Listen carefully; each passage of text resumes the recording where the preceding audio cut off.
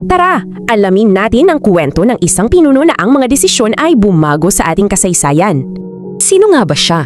Walang iba kundi ang sentro ng mga pangyayari noon, si Rasha Humabon.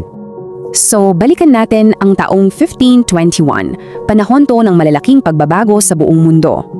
At dito sa Pilipinas, ang Cebu ay isang abalang sentro ng kalakalan sa buong Asya.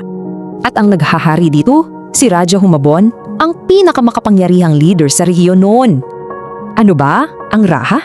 Ito'y titulo ng isang hari, tandaang malawak na kapangyarihan. Pero sa taong iyon, may isang pangyayaring babago sa lahat para kay Humabon.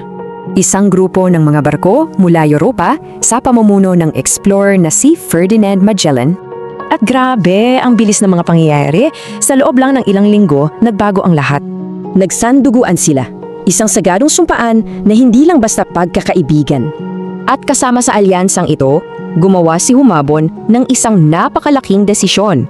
Sila ng kanyang asawa ay nagpapabinyag sa Katolisismo. Ito ang naging turning point. Kumbaga, ipinagpapalit niya ang dating kaayusan para sa bagong alyansa sa Espanya. Ang conversion niyang ito ang itinuturing na simula ng Kristyanismo sa Pilipinas.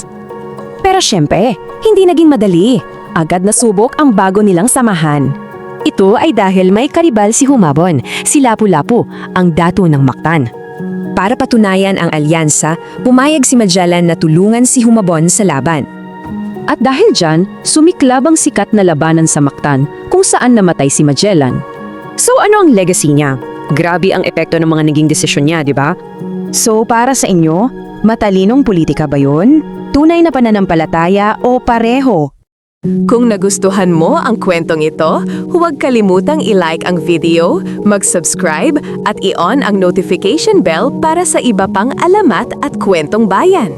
I-share mo rin ito para mas marami pang Pilipino ang makaalala ng kagandahan ng ating mga kwento.